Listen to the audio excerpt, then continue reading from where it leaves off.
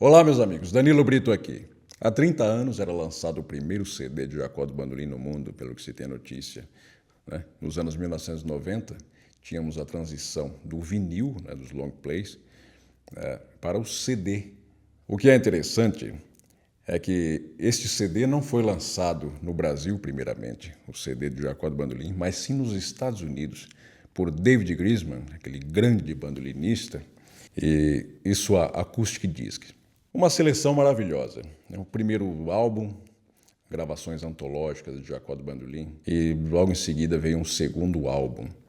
Olha, eu fiquei encantado com aquilo na época.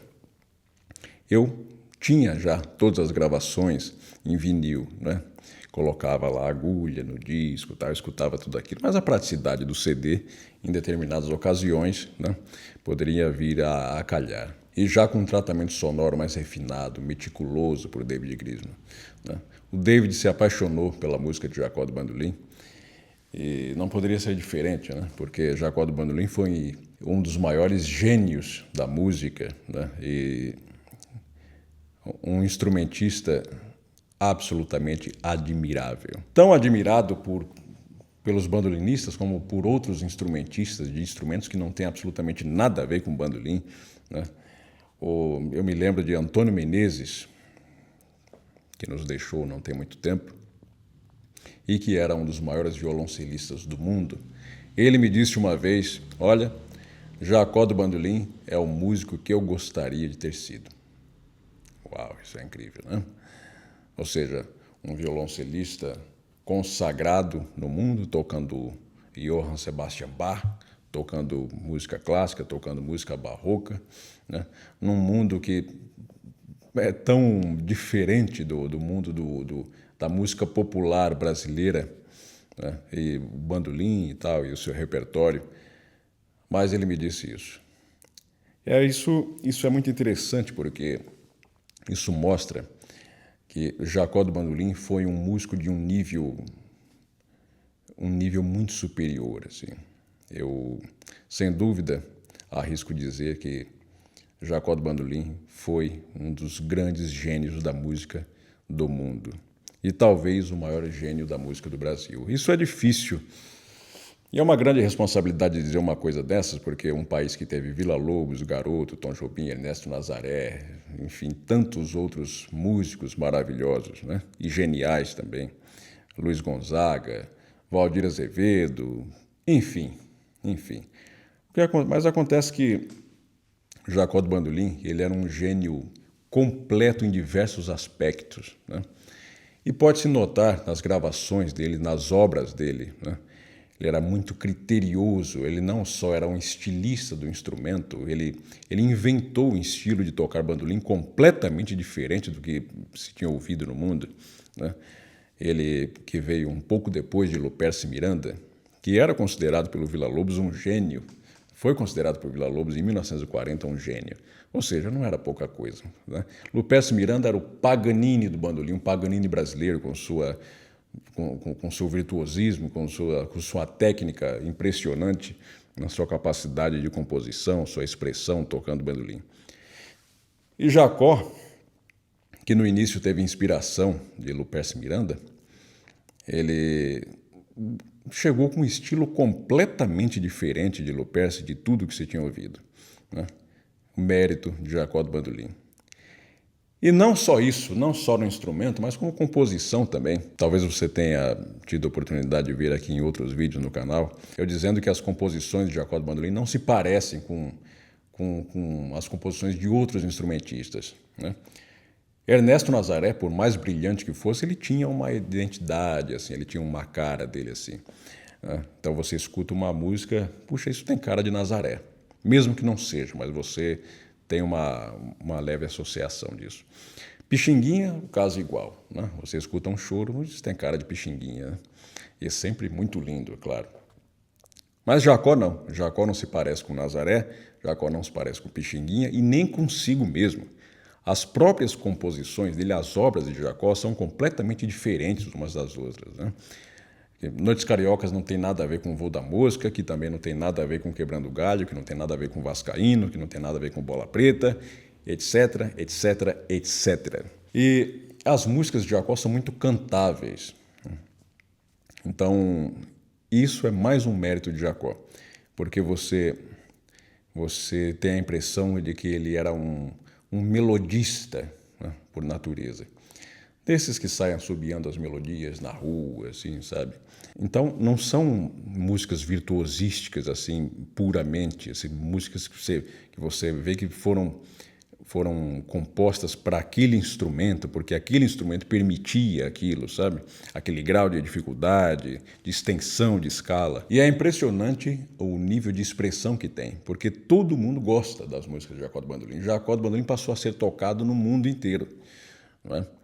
E, embora seja música brasileira de verdade, música tradicional brasileira, é uma música que não tem fronteiras, é uma música que não está presa aos limites do Brasil, né? Então você pode presenciar na Europa, na Ásia, na África, nas Américas, Jacó do Bandolim sendo tocado. Bom, mas uma coisa muitíssimo importante que eu quero compartilhar com vocês, que é o seguinte: David Grisman está lançando mais material, mais um álbum maravilhoso de Jacó do Bandolim. 30 anos depois, ele está lançando um terceiro volume, né, um terceiro álbum, né, com músicas maravilhosas. E ele me procurou faz pouco tempo e me disse isso. Eu fiquei muito satisfeito, fiquei muito contente, né, e agradecido também por ele incentivar a novos ouvintes a conhecerem a música de Jacó do Bandolim e automaticamente a música brasileira, né, por Jacó ser um legítimo representante desta. Trocamos algumas opiniões, algumas ideias, ele me perguntando o que é que eu achava de tal coisa, de tal repertório. O que é interessante é que chegamos à conclusão de que seria melhor a gente tentar mexer em algumas coisinhas, tentar melhorar ainda mais as gravações de Jacó, né? Não descaracterizando, absolutamente, mas deixando-a mais próximas do que era o original, ou seja, da maneira que o Jacó tocou, da maneira que ele queria ouvir. Porque em algum momento, em alguma coletânea de vinil no passado, algumas coisas foram perdidas, por exemplo, o andamento correto, a rotação correta. Certas músicas estavam alteradas, com seu tom alterado, às vezes até meio tom de alteração, né? Para cima ou para baixo. E isso mexia muito, né, na sensação de ouvir do que seria o ideal, né, do que o compositor imaginou, do que o intérprete queria mostrar, né. Então, por exemplo, Boli Boli, que é um samba de Jacó do Bandolim, maravilhoso, e que Jacó dá um show de sincopado nessa música, né, porque o conjunto está ali marcando firmemente e o Jacó um bandolim sincopado do começo ao fim, um balanço incrível, né? E essa música tinha uma alteração, você notava que o bandolim estava, não só o bandolim, como todos os acompanhadores, estavam com uma afinação mais alta, né? Quase meio tom acima. Então, eu sugeri isso ao David Grisman, que acatou, né? E que foi ótimo, né? Eles fizeram um trabalho maravilhoso. David Grisman, seus técnicos, fizeram um trabalho colocando as gravações em seus respectivos tons e andamentos, né? E agora você pode ouvir uma beleza, né? As gravações de Jacó do Bandolim exatamente como ele queria que a gente ouvisse, né? Ou seja, muito melhor do que certas coletâneas que foram lançadas ao longo das décadas de 70, 80 e até 90 em LPs. Essas gravações desse terceiro álbum, desse terceiro volume, lançada por David Grisman em sua Acoustic Disc, são gravações de Jacó de meados dos anos 1950. Então, em sua maioria, de 78 rotações ou revoluções por minuto. Isto significa que Jacó está sendo acompanhado em grande parte do tempo pelo Regional do Canhoto. Ou seja, Orondino José da Silva, o Dino Sete Cordas, Jaime Florencio Meira, Valdiro Tramontano Canhoto e Gilson de Freitas Pandeiro, né? Isso aí é um show à parte, né? O que é interessante dizer é que, embora o Regional do Canhoto fosse liderado pelo próprio Canhoto ao cavaquinho, né, O Jacó sempre foi diretor artístico de suas próprias gravações, seus próprios trabalhos, né? E isso foi confirmado pelos próprios músicos que acompanhavam o Dino, né? O Orlando Silveira, por exemplo, que fazia parte do Regional do Canhoto, o acordeonista. Aliás, um grande amigo meu, Fernando da Silva, bandolinista, pesquisador, historiador, professor, ele me disse que encontrou com Orlando Silveira uma vez num show em São Paulo, acho que no final dos anos 80, e perguntou: Orlando Silveira, aquela introdução linda, né, que o senhor faz naquela gravação de Nosso Romance de Jacó do Bandolim, como é que foi aquilo? Aquilo surgiu na hora? Ele falou: não é... Aquilo ali não fui eu que fiz, não. O Jacó já chegava com um arranjo pronto. Ele passava pra gente, a gente dava uma passada, uma rápida ensaiada e gravava. Ou seja, estava tudo na cabeça do Jacó. E como o Regional do Canhoto era muito requisitado, muito solicitado por gravadoras, artistas, rádios, enfim, era difícil ensaiar, né? Ter um tempo maior de ensaio, né?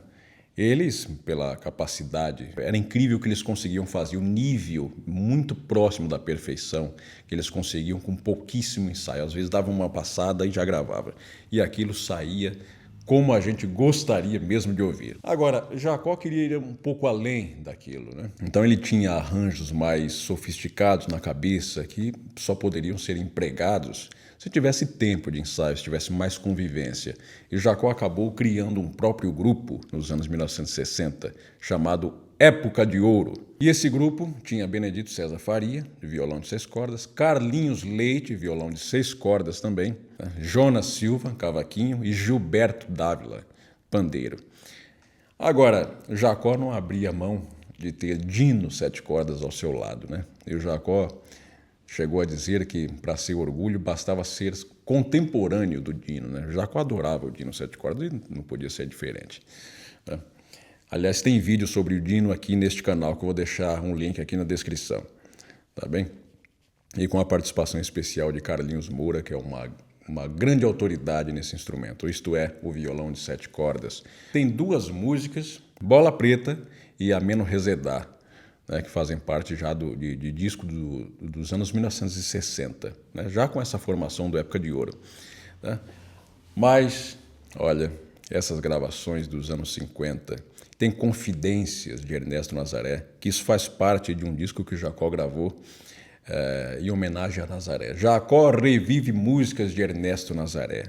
Esse disco é maravilhoso e essa confidência está lá. Atlântico de Nazaré também está. E se esses compositores maravilhosos do passado são tocados, devemos muito a Jacó, porque catalogou, colecionou todas essas músicas e divulgou com muita força, né? Aliás, até hoje descobre-se coisa do acervo de Jacó do Bandolim, que tem tanta da coisa que ele juntou milhares e milhares de partituras ao longo da vida e gravações.